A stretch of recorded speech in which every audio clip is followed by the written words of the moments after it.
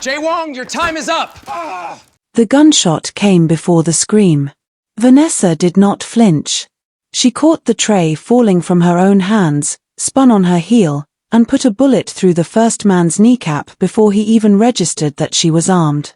Behind her, in the wheelchair, Jae-wong-suk stared with wide, disbelieving eyes as the woman who had spent 6 months talking his ear off about grocery store gossip and soap operas moved through his living room like death wearing an apron.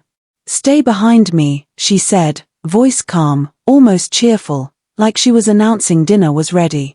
He opened his mouth and found he had nothing to say. The plump, talkative caregiver who narrated her entire life to him every single day, who he had never once responded to beyond a grunt or a cold stare, had just disarmed 2 trained killers in under 9 seconds.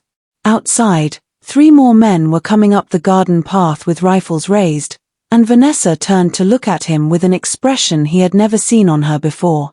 Focused. Sharp. Lethal. "You're gonna want to hold on to something," she said, already reloading. "This is about to get loud, and I promise you, this is way more exciting than anything I've told you about my cousin's wedding."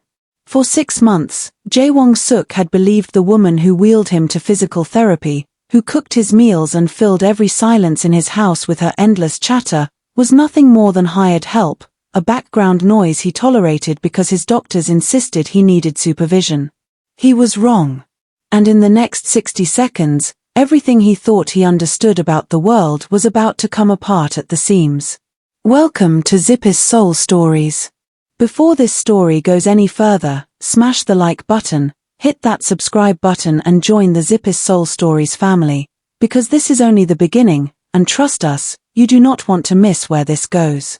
To understand how a paralyzed mafia heir ended up on the floor of his own mansion, staring up at the woman who just saved his life while 3 armed men breached his front gate, we have to go back.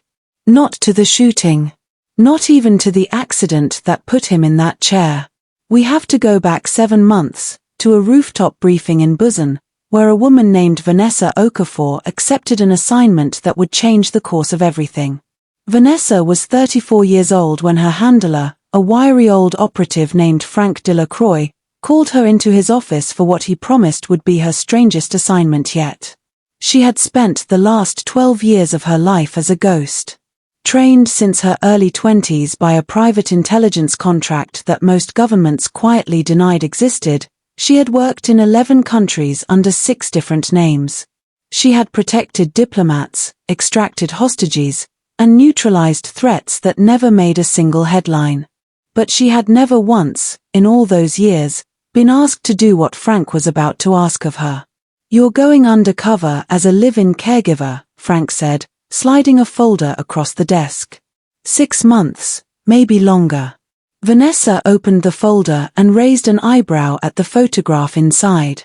A man in his early 40s, sharp-jawed, cold-eyed, sitting in a wheelchair on a hospital balcony overlooking the Seoul skyline.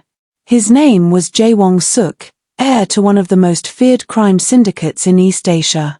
6 weeks earlier, an ambush had killed his father and left him paralyzed from the waist down. Whoever was responsible was still out there, and still very much intent on finishing the job.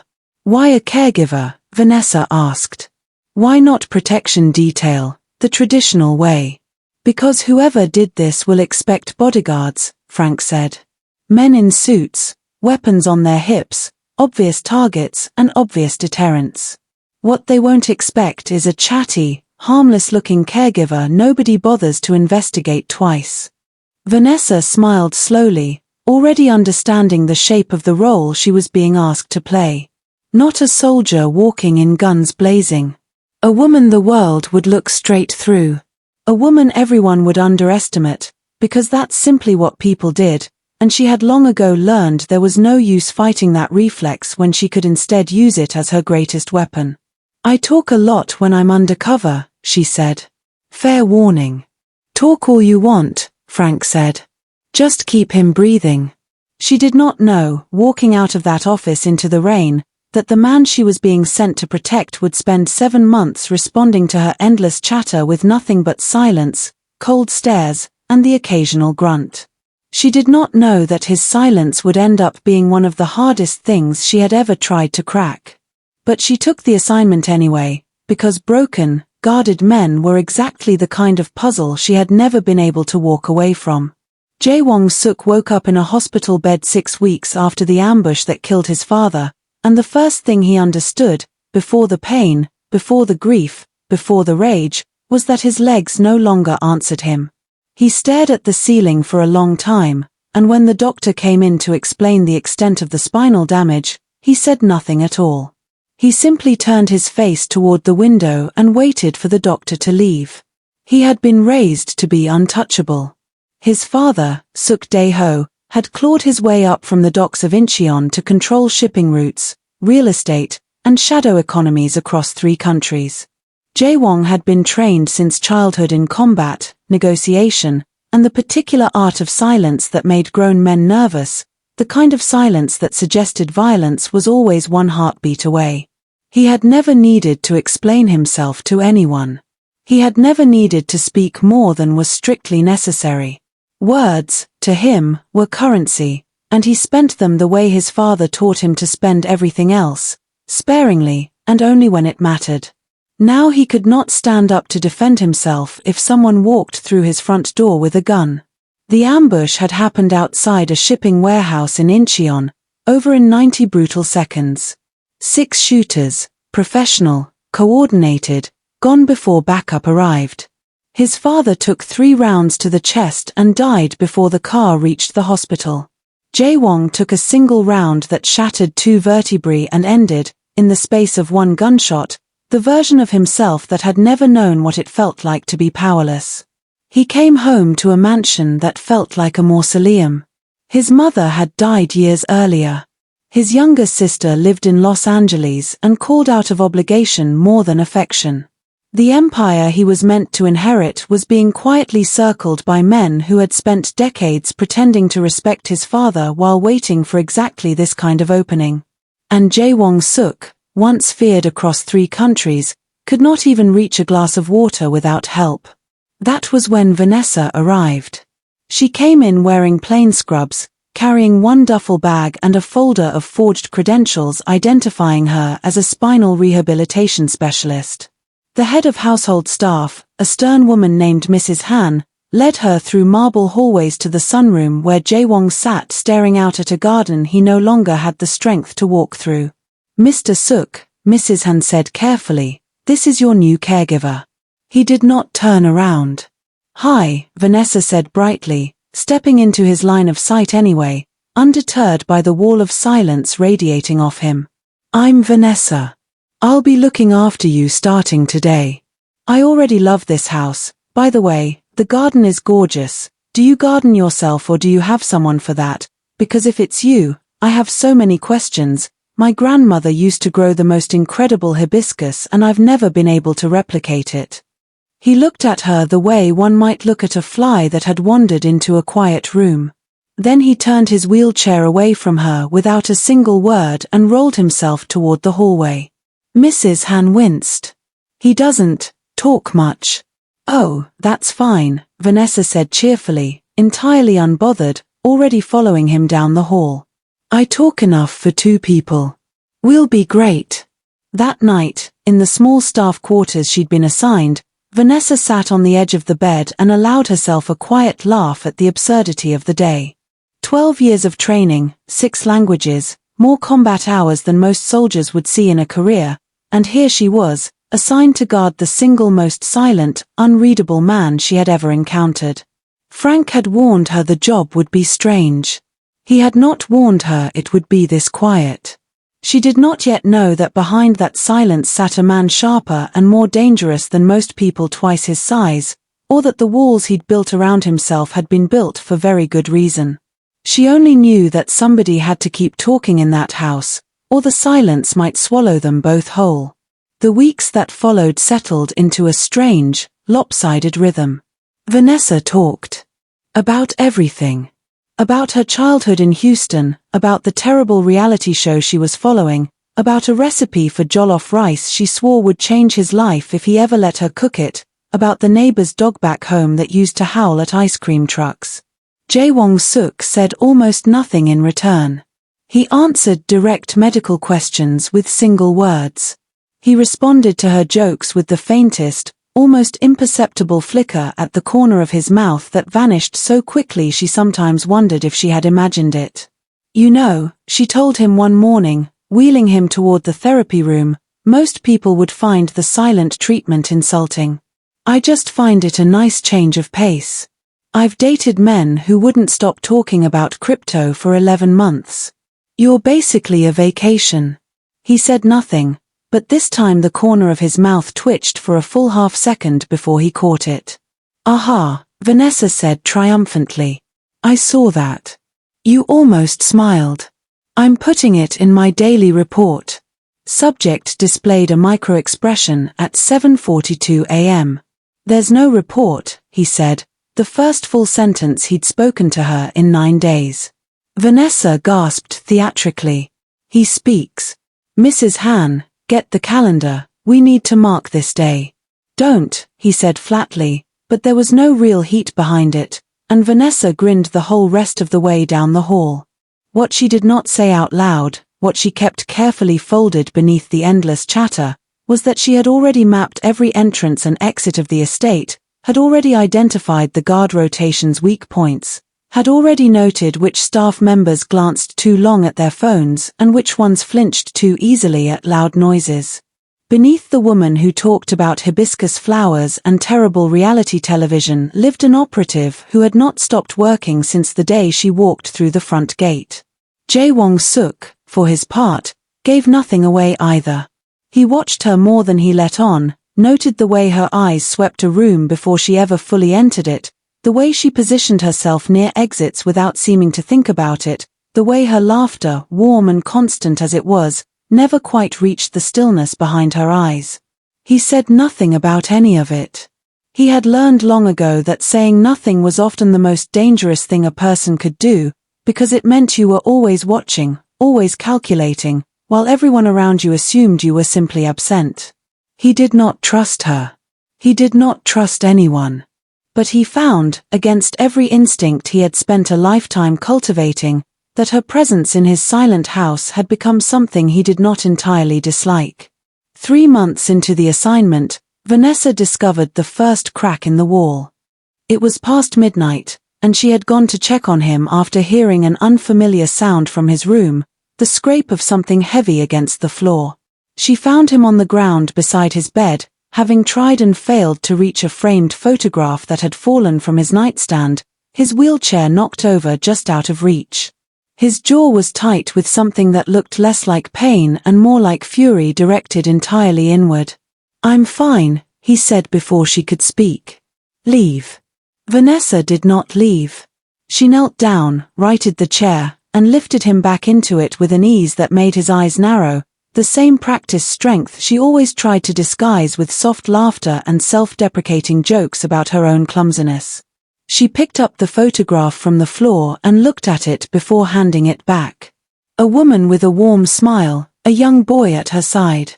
"Your mother?" Vanessa asked quietly, all her usual chatter gone. He took the photograph without answering, holding it with a gentleness that seemed almost foreign to a man who otherwise moved through the world like a closed door.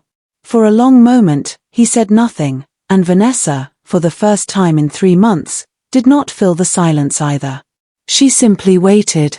"She died when I was 19, he finally said. "My father never let anyone see him grieve. So I never learned how." Vanessa sat back on her heels, studying him in the low light. "You don't have to perform grief for anyone, you know. Not even for yourself." He looked at her sharply, something unreadable moving behind his eyes. "That's an oddly gentle thing for you to say." "I contain multitudes," she said, and the corner of her mouth curved upward, though her eyes stayed serious. "I promise I'm not always this deep.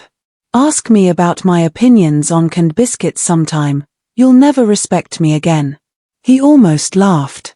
She saw it, the near thing, the way his shoulders loosened by a fraction before he caught himself and straightened again, folding the photograph carefully into the drawer of his nightstand. "Thank you," he said, so quietly she almost missed it. For not making this a bigger thing than it was. That's my whole brand, Vanessa said, standing and brushing off her knees. Emotional support with zero follow-up questions, unless you want them, in which case I have several. He did not answer, but he did not tell her to leave either, and Vanessa took that, quietly, as its own kind of victory. What neither of them yet understood was that they were being watched, and had been for weeks. Across the city, in a nondescript office overlooking the Han River, a man named Choi Minute-jun sat reviewing surveillance photographs of the Suk estate, tapping his fingers against a folder containing detailed notes on the mansion's staff, its security patterns, and the strange, talkative new caregiver whose background, upon closer inspection, contained gaps that should not have existed. Choi Minute-jun had been the quiet architect behind the ambush that killed Suk Dae-ho and crippled his son.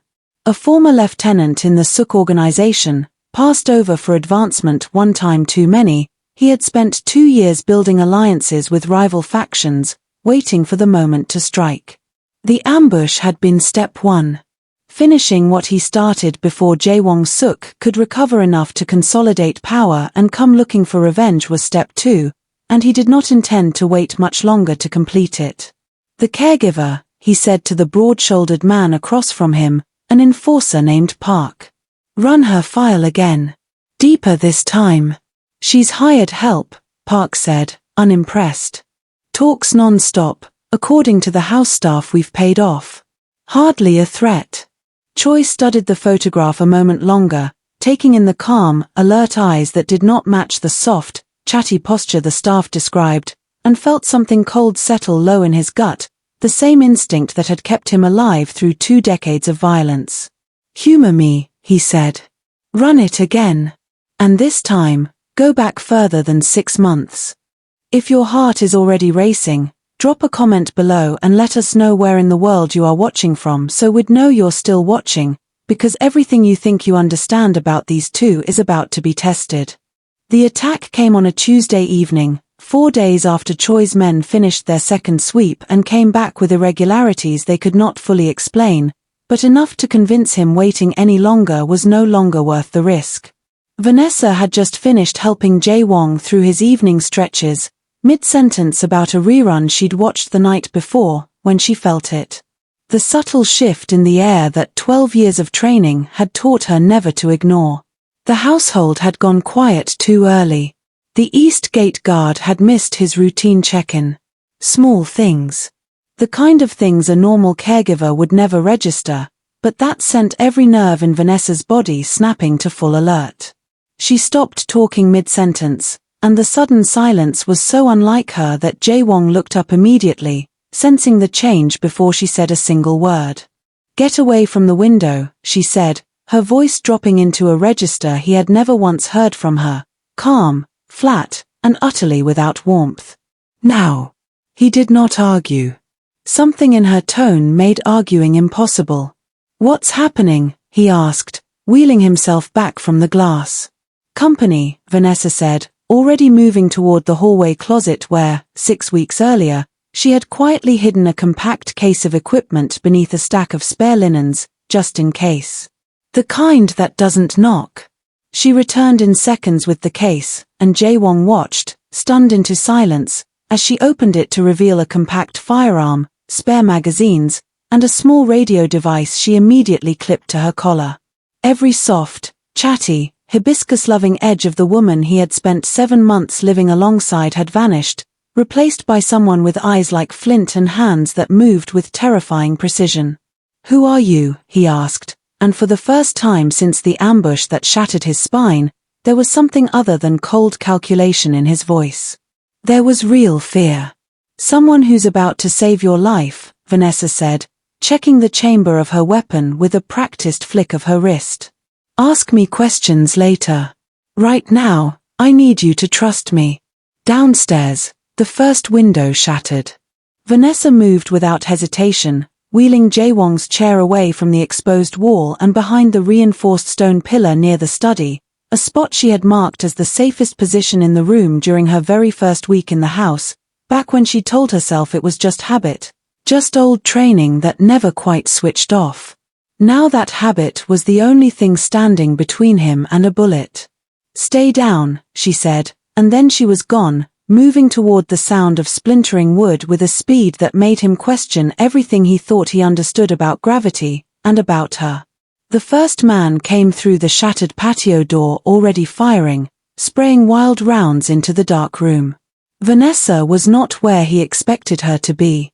She had dropped low behind the sofa the instant the glass broke, and when he swept the barrel of his rifle across the empty space where he assumed she'd be standing, she was already behind him, driving her elbow into the side of his throat hard enough to collapse his windpipe.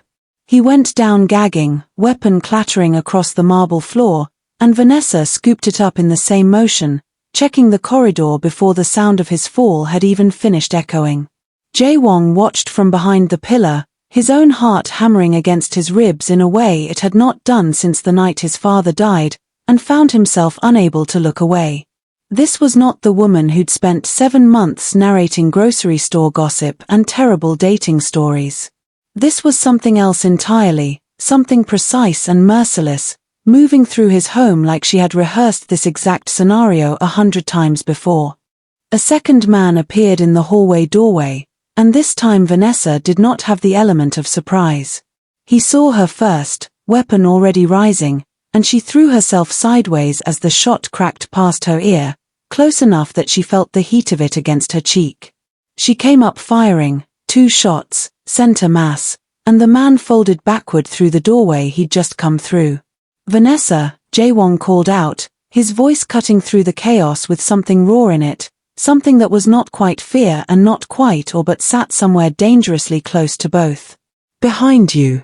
She spun without needing to think, some part of her brain that had never fully stopped scanning the room already tracking the third man's approach from the kitchen corridor. She fired twice more. He dropped.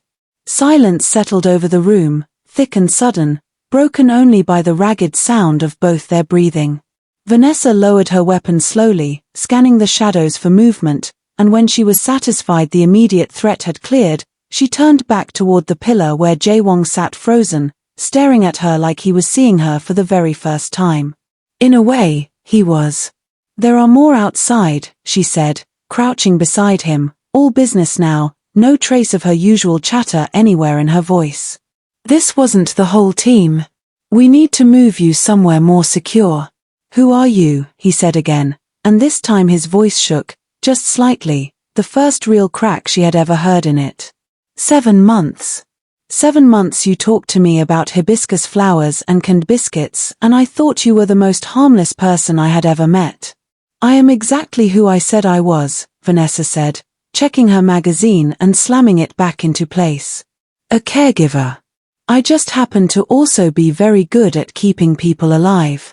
Outside, the sound of a vehicle engine roared to life somewhere near the garden wall, followed by shouting in rapid Korean, voices coordinating, regrouping, preparing for a second wave. Vanessa's jaw tightened. 3 men down was not the end of this. It was, she understood with the cold clarity of long experience, likely only the beginning. "They'll try again tonight," she said. "And next time, they'll come with more than 3 men. Jae-wong stared at her, at the blood on her sleeve that was not her own, at the steady, terrifying calm in her eyes, and felt something shift inside him that he did not have a name for yet. "Then you'd better start talking," he said quietly. "Because I want to know exactly who has been living in my house for the last 7 months. Vanessa allowed herself the smallest, tightest smile as she helped him back into his chair and began wheeling him swiftly toward the reinforced panic room hidden behind the library's east wall. "Careful what you wish for," she said. "You might not like the answer." Behind them, in the wreckage of the sunroom, 3 unconscious men lay bleeding on the marble floor, and somewhere out in the darkness beyond the garden wall, Choi Minute-jun's remaining soldiers were already regrouping. The war for the Suk Empire, dormant since the night of the ambush, had just reignited, and this time, whether he wanted it or not, Jae-wong-suk was no longer facing it alone. The panic room was small, windowless, and reinforced with steel plating hidden behind what appeared to be an ordinary bookshelf. Vanessa sealed the door behind them and immediately moved to the small bank of monitors built into the far wall, feeds she had quietly installed herself during her 3rd month in the house, disguised as a favor to Mrs. Hand's concerns about garden security. 6 camera angles flickered to life, showing the estate grounds in grainy night vision. Shapes moved along the tree line near the eastern wall. More than 3. Considerably more. You installed cameras, Jae-wong said, watching her work with an expression caught somewhere between disbelief and something that might have been respect. In my house. Without telling me. I installed cameras to keep you alive, Vanessa said, not looking up from the monitors. You're welcome, by the way. Who sent you? Vanessa's fingers paused over the console for half a second before continuing. This was the question she had known would come eventually. She weighed her options in the space of a single breath, the way she had been trained to weigh every option, quickly, precisely, without letting the weight of the decision show on her face. Someone who wanted your father's enemies stopped before they finished what they started, she said carefully. That's all I can tell you right now. That's not an answer. It's the only one you're getting tonight, Vanessa said, finally turning to face him, her expression softer now, some of the warmth creeping back into her voice even as her eyes stayed alert, still scanning, still calculating. Right now, I need you focused on staying alive. Everything else can wait until morning, assuming we get one. Jae-wong studied her for a long moment, and something in his chest, some old, familiar wall he had spent his entire life reinforcing, cracked just slightly at the edges. He had spent 7 months believing she was harmless. He had spent 7 months only half listening to her endless stories, nodding along out of politeness he would never have admitted to, while some quiet, guarded part of him had, without his permission, come to look forward to the sound of her voice filling his silent house. Now that voice belonged to a woman who had just killed 2 men and disabled a 3rd without so much as raising her heart rate, and he did not know whether to feel betrayed or grateful. They're not going to stop, he said quietly, watching the monitors, watching the shapes multiply along the tree line. Whoever sent those men. They came for my father. They came for me. They won't stop until the entire family is gone. I know, Vanessa said. Then what do we do? Vanessa looked at him, and for the first time since the shooting started, something like genuine warmth broke through the cold precision in her expression, something that reminded him, despite everything, of the woman who had talked his ear off about hibiscus flowers just 1 hour earlier. We survived tonight, she said. And tomorrow, I make some calls. And you, Jae-wong-suk, are going to have to decide how much you actually want to trust me. Because from here on out, that decision might be the only thing standing between you and a bullet with your name on it. Outside, the shapes along the tree line began to move. The second wave came at dawn, and it did not knock either. Vanessa had spent the hours between midnight and sunrise doing what she did best, moving silently through the estate's darkened halls, checking sightlines, dragging the 3 unconscious attackers into a locked service room, and relaying coded updates through the small radio clipped to her collar to a voice on the other end that Jae-wong did not recognize. He sat in the panic room watching her work on the monitors, unable to sleep, unable to look away, cataloging every new and impossible thing he was learning about the woman he had spent 7 months barely acknowledging. You've done this before, he said quietly, somewhere around 4 in the morning, when the silence between them had stretched long enough that even Vanessa hadn't tried to fill it. Not just tonight. Before tonight. Many times, she admitted, not looking up from the monitor. How many people have you killed? Vanessa's hands stilled for just a moment on the console. It was a fair question, and she had been asked it before, by men in dim rooms who had every right to know exactly what kind of woman was standing next to them. But something about hearing it from him, in that flat, exhausted voice, landed differently than it ever had before. Enough that I stopped counting a long time ago, she said honestly. Enough that I don't lose sleep over the ones who deserved it. And the ones who didn't. She looked at him then, and for the first time since the shooting started, some of the mask slipped, just enough for him to see something raw underneath it. "Those are the ones I still think about." He said nothing for a long moment, processing that, turning it over the way he turned over every piece of information in his life, searching for the angle, the manipulation, the hidden play. But he found none. Just a tired woman telling him the truth at 4 in the morning, because the truth was easier to hold onto than another lie. "My father used to say a man who feels guilt is a man who hasn't fully committed," Jae-wong said quietly. He was proud of never losing sleep over anything. "Your father sounds like he was very good at his job and very bad at being a person," Vanessa said, and then winced slightly. "Sorry. That was probably too honest." "No," Jae-wong said, and something in his voice had shifted, softened at the edges in a way Vanessa hadn't heard from him in 7 months. It was accurate. By 6 in the morning, the estate's private security team, the small handful of guards Jae-wong's father had trusted enough to keep on staff even in peacetime, had swept the grounds and confirmed the immediate threat had cleared. Choi Minute-jun's men, the ones who survived, had retreated before sunrise, choosing to regroup rather than risk another assault against defenses they no longer fully understood. Vanessa emerged from the panic room first, weapon still in hand, moving through the house with the same silent precision she'd shown all night. Jae-wong followed in his wheelchair, exhausted, aching, and profoundly changed by everything he had witnessed in the last 12 hours. The sunroom, when they reached it, still bore the scars of the firefight, shattered glass, bullet holes stitched across the far wall, dark stains on the marble floor that the staff would spend the entire morning trying to scrub away.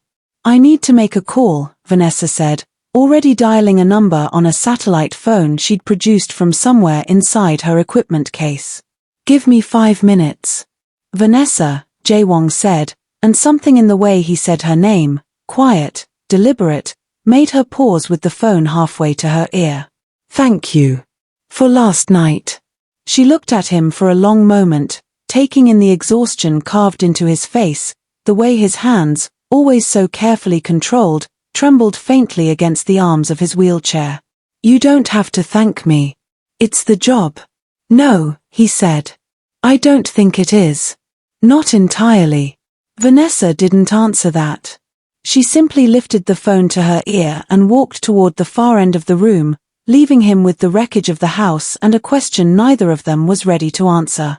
Frank Delacroix answered on the second ring, his voice sharp with the particular alertness of a man who had been awake all night monitoring exactly this kind of situation. "Report," he said without preamble. 3 hostiles down, contained in the East Service Room, Vanessa said, keeping her voice low despite the distance between herself and Jae-wong. "Estate perimeter compromised at 2 points. I need a cleanup team and I need eyes on Choi Minute-jun's known safe houses within the hour." There was a pause on the line, longer than Vanessa expected. "You said the name." "He said the name," Vanessa corrected. "Confirmed it myself when I ran the tactics against our existing intelligence. This was Choi's operation from the start, Frank. He's been building toward this for months." "That complicates things," Frank said, and something in his tone made Vanessa's stomach tighten in a way that had nothing to do with the exhaustion pulling at her limbs. "Complicates what, exactly?" "Choi Minute-jun isn't just a disgruntled lieutenant with rival alliances," Frank said carefully. "New intelligence came in 48 hours ago. We didn't want to move on it until we were certain, but it looks like Choi's been receiving support from someone inside your own agency's client network. Someone with access to details about the mission that only a handful of people should have had." Vanessa went very still. "Someone leaked my cover." "We're working on identifying who," Frank said. "Until we do, I need you to assume everyone around that mansion is a potential threat, including staff you've cleared, including people you trust." "That's not exactly a short list, Frank." "I know," he said grimly. "Watch your back, Vanessa. And watch his." The call ended, and Vanessa stood alone at the edge of the ruined sunroom for a long moment, processing the weight of what she'd just been told. Someone close to this operation, Someone who had access to details that should have been locked down tighter than anything else in her career, had sold her out. The question was not just who. The question was how deep the rot went, and how much time she had left before it swallowed both her and the man she had spent 7 months quietly, reluctantly, growing to care about. She turned back toward Jae-wong, schooling her face into something calm, something reassuring, and found him watching her with an expression she couldn't quite read. "Bad news?" he asked. "Complicated news," Vanessa said. "We need to talk. Properly this time. No more half answers." Jae-wong nodded slowly, and for the first time since she'd arrived 7 months ago, he wheeled himself toward her instead of away, closing the distance between them in a gesture that felt, to both of them, unexpectedly significant. "Then talk," he said. "I'm listening." She told him everything. Not the classified specifics, not the names of agencies or handlers that would have meant nothing to him anyway, but the shape of the truth. That she had been sent months ago to protect him from threats his father's death had unleashed. That she was trained for exactly the kind of violence they'd survived the night before. That somewhere inside the tangled web of people who knew about her mission, someone had betrayed her, and by extension, betrayed him. Jae-wong listened without interrupting, his expression unreadable in the particular way she'd learned, over 7 long months, meant he was processing something too large to respond to immediately. When she finished, he was quiet for nearly a full minute, staring at the bullet-scarred wall across the room. "You could have told me sooner," he finally said, though there was less accusation in his voice than she expected. "Would you have believed me?" Vanessa asked. 6 months ago, you barely spoke to me. I could have told you I was a former Olympic gymnast and you would have grunted and rolled away." The corner of his mouth twitched, the ghost of the smile she'd spent months trying to coax out of him. "That's fair. I wasn't trying to deceive you for the fun of it," she said, softer now. "I was trying to keep you alive long enough for the truth to matter. And for what it's worth, everything else, the conversations, the stories, the arguments about canned biscuits, all of that was real. That part of me was never a mask." Jae-wong studied her for a long moment, something shifting behind his eyes, something that looked, for the first time since they'd met, less like suspicion and more like trust being built from the ground up, brick by careful brick. "I believe you," he said quietly. "God help me, I actually believe you." Over the following days, the mansion transformed into something closer to a fortress. Vanessa's team, quiet operatives who arrived under the guise of additional medical staff and security consultants, swept the property for further threats, reinforced entry points, and began the careful work of identifying which members of the household staff, if any, might have played a role in leaking her cover. Mrs. Han submitted to questioning with the calm dignity of a woman who had served the Suk family for over 2 decades and had nothing to hide. The gardener, a quiet man named Mr. Beck who had worked the grounds since before Jae-wong was born, proved similarly clean. But one name kept surfacing in the investigation, again and again, in ways that made Vanessa's instincts prickle with the particular unease she had learned, over 12 years of fieldwork, never to ignore. Yoon Seo-yeon, Jae-wong's personal assistant, a polished, efficient woman who had worked closely with his father for nearly a decade before transitioning seamlessly into managing Jae-wong's affairs after the ambush. She had access to his schedule, his correspondence, his security protocols. She had also, according to the financial records Vanessa's team quietly pulled, received 3 unexplained wire transfers in the last 2 months from an account traced back to a shell company with ties to Choi Minute-jun's known network. "It doesn't make sense," Jae-wong said, when Vanessa laid the evidence out in front of him in the privacy of his study. "Seo-yeon has worked for this family for years.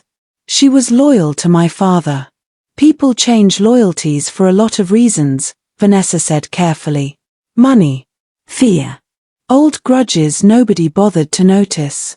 "She wouldn't," Jae-wong insisted, and Vanessa heard, beneath the certainty in his voice, the particular kind of denial that came from a man who had already lost too much and did not want to lose the version of the world where the people around him could still be trusted. I hope you're right, Vanessa said gently. But we can't afford to assume it. Not with everything at stake. That evening, everything came apart at once. Vanessa was reviewing security footage in the library when the alarm on her wrist monitor flared red, signaling a breach at the estate's east perimeter, the same weak point Choi's men had exploited during the first attack. She was on her feet instantly, weapon in hand, moving toward Jae-wong's study with a speed born of pure instinct, only to find the door already ajar and the room empty. Her stomach dropped in a way it hadn't since the earliest, rawest days of her training, back when fear still had teeth sharp enough to slow her down. Jae-wong, she called, sweeping the hallway, finding nothing. Jae-wong. She found the note on his desk, typed, unsigned, chillingly simple. Asterisk if you want him back, come alone. You know where. Asterisk beneath it, a photograph, grainy and hastily printed, showing Jae-wong's wheelchair abandoned in the estate's rear garden, empty, tipped onto its side. Vanessa's hands, usually so steady, trembled once before she forced them still. Vanessa moved through the following hour with a focus so absolute it frightened even her own team. She pulled every camera feed from the property, tracing Jae-wong's abduction back to a black van that had slipped through the east gate during a 2-minute gap in coverage, a gap that should not have existed unless someone with detailed knowledge of the security rotation had deliberately created it. Yoon Seo-yeon was nowhere to be found. She's gone, Mrs. Han reported, her composed exterior finally cracking under the weight of the last hour. Her office is cleared out. Her car is missing from the garage. Vanessa closed her eyes for exactly 3 seconds, allowing herself that much and no more, before opening them again with the cold, focused clarity that had carried her through 11 countries and 6 identities and more violence than she would ever be able to fully explain to anyone outside her old life. Get me everything you have on properties connected to Choi Minute-jun, she said to Frank, who had arrived at the estate within the hour once word of the abduction reached him. Warehouses, safe houses, anything registered under shell companies in the last 5 years. Vanessa, Frank said carefully, you know the protocol here. This isn't a solo op. We bring in a full extraction team, we do this by the book. By the book gets him killed, Vanessa snapped, sharper than she intended, though Frank, to his credit, didn't flinch. Choi wants me to come alone because he wants to control the terms. The moment he sees a tactical team roll up, he executes Jae-wong and disappears into whatever hole he's been hiding in for the last 2 years. I go in alone. I get him out. Then your people can clean up whatever's left. Frank studied her for a long moment, weighing the operational risk against something else entirely, something that looked, to anyone paying close attention, uncomfortably close to concern for the woman standing in front of him rather than the mission itself. You've gone soft on this one, he said quietly. I've gone smart on this one, Vanessa corrected, though the flicker of hesitation in her eyes betrayed the truth Frank had already guessed. Get me the location, Frank. Now. The warehouse Choi Minute-jun had chosen sat on the outskirts of Incheon, close enough to the docks where Jae-wong's father had built his empire that Vanessa understood. Immediately, the symbolism wasn't accidental. Choi wanted to finish this exactly where it began, in the shadow of the very port that had made the Suk family untouchable for 3 decades. She approached alone, exactly as instructed, weapons concealed but present, every sense sharpened to a razor's edge as she crossed the cracked concrete lot toward the warehouse's rusted entrance. Inside, the space stretched cavernous and dim, lit by a scattering of work lights that cast long, distorted shadows across stacked shipping containers. Jae-wong was bound to a metal chair in the center of the room, a bruise blooming dark along his jaw, his eyes finding hers the moment she stepped through the doorway with an expression that mixed relief and fury in equal measure. You shouldn't have come alone, he said immediately. Missed you too, Vanessa said, scanning the shadows, counting exits, counting threats, her voice carrying far more calm than she currently felt. Choi Minute-jun stepped out from behind a shipping container, flanked by 4 armed men, a thin smile playing across his face as he studied Vanessa with the particular satisfaction of a man who believed he had finally won. Vanessa Okafor, he said, savoring the name. Or should I call you something else? I've read your file. Impressive work, over the years. Shame it ends here. Let him go, Vanessa said, her voice flat, controlled, betraying nothing of the calculations already running behind her eyes. This is between you and me. He's not part of it. He's the entire point of it, Choi said, his smile fading into something colder. His father took everything from me. Passed over, humiliated, discarded after 2 decades of loyal service, all so he could hand his empire to a son who never once had to fight for anything in his life. I want Jae Wong-suk to understand, before he dies, exactly what it feels like to lose everything he thinks he's entitled to. Yoon Seo-yeon emerged from the shadows beside Choi, her polished composure entirely gone, replaced by something bitter and exhausted that had clearly been building for far longer than the last 2 months of wire transfers suggested. You were never going to see me, she said quietly to Jae Wong, her voice trembling with old, deep resentment. 10 years I worked for your family. 10 years I watched your father promote men with half my competence simply because they were men. Choi offered me something your family never did. Respect. Seo-yeon, Jae Wong said, genuine pain cutting through his anger. I never knew. You never asked, she snapped, and the raw honesty in her voice landed harder than any accusation could have. Vanessa filed the information away, understanding now the full shape of the betrayal, the resentment that had been quietly festering for years before Choi Minute-jun ever offered it a place to grow. But understanding motive did not change the calculus of the room. 4 armed men, 1 hostage, and a woman who had trained her entire adult life for exactly this kind of impossible math. Last chance, Vanessa said to Choi. Walk away now, and I let you keep breathing. It's the only mercy you're getting today. Choi laughed, genuine amusement flickering across his face. You're outnumbered 4 to 1, and you're threatening me? I'm not threatening you, Vanessa said, her voice dropping into the same cold, flat register she'd used the night of the first attack. I'm giving you a chance you don't deserve. The first shot came from Choi's men, impatient, and Vanessa moved before the sound had even finished echoing off the warehouse walls.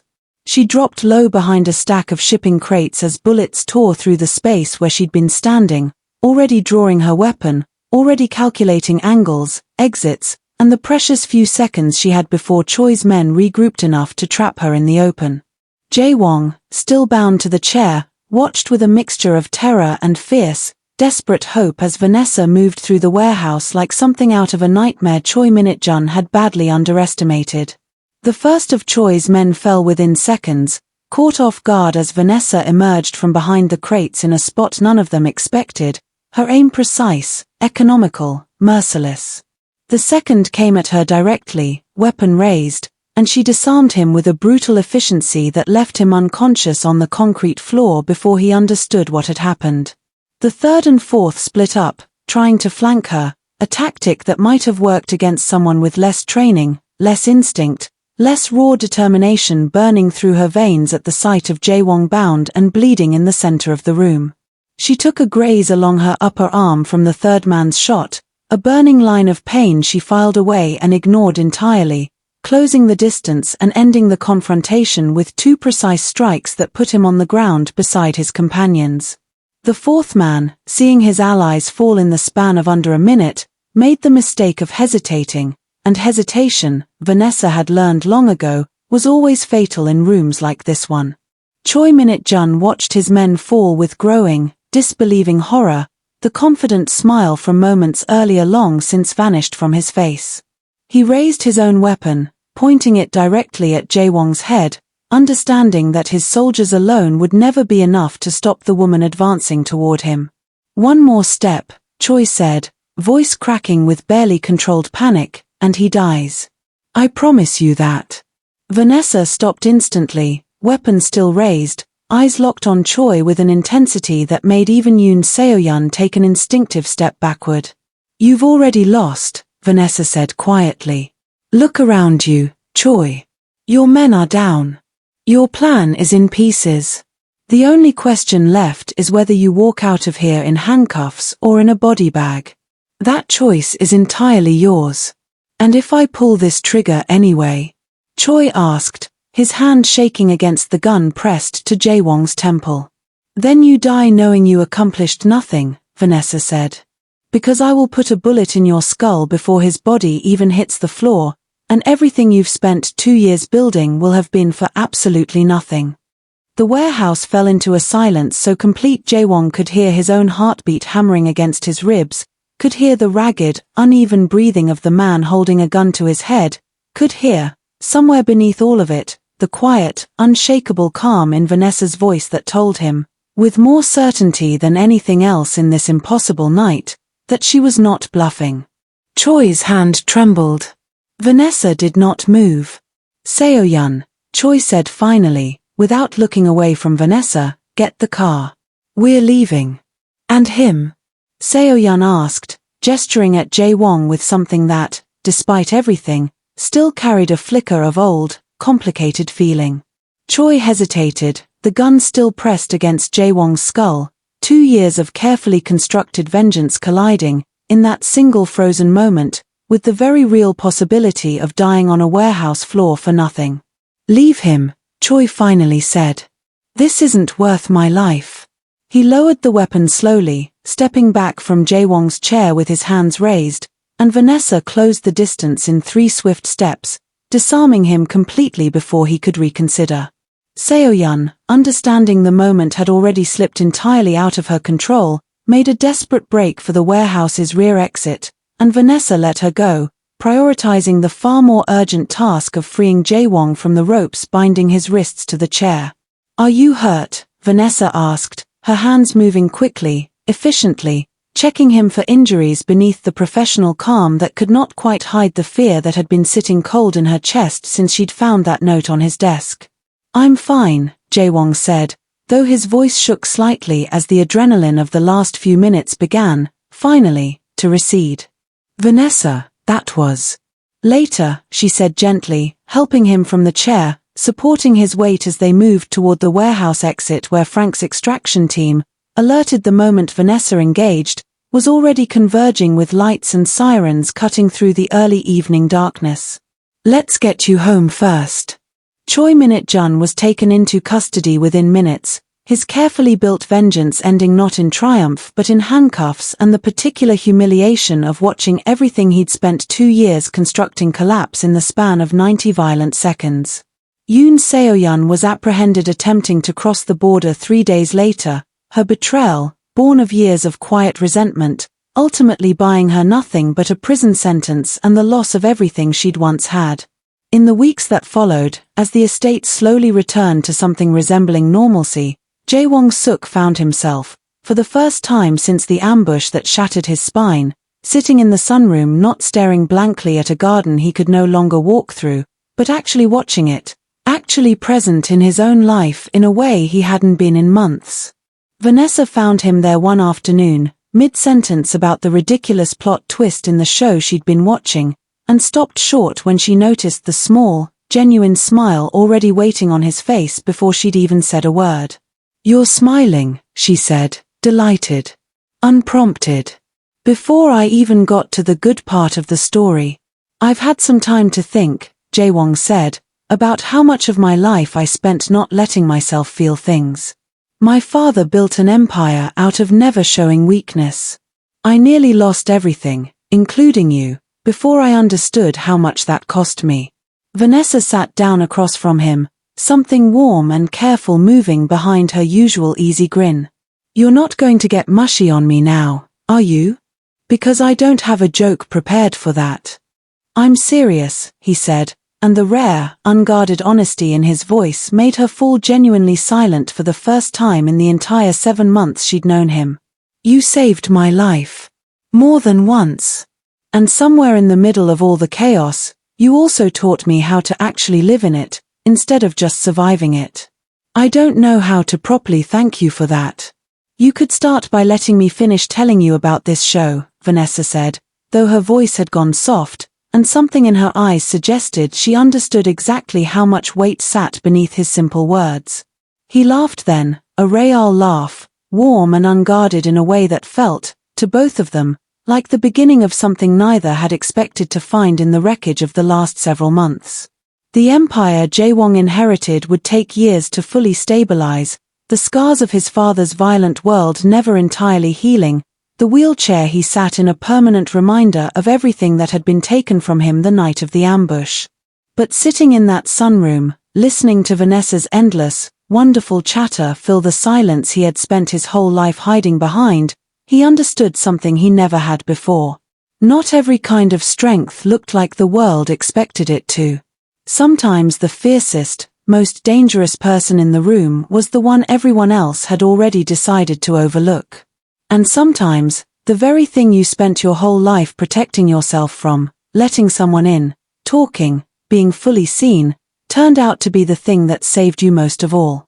If this story moved you, if it kept you on the edge of your seat from the very first gunshot to the very last quiet moment in that sunroom, let us know in the comments below. Tell us which moment hit you hardest, tell us what you'd like to see next, and don't forget to like this video and subscribe to Zippy's Soul Stories, because we've got so many more stories like this one waiting for you. Thank you for watching all the way to the end, and we'll see you in the next story.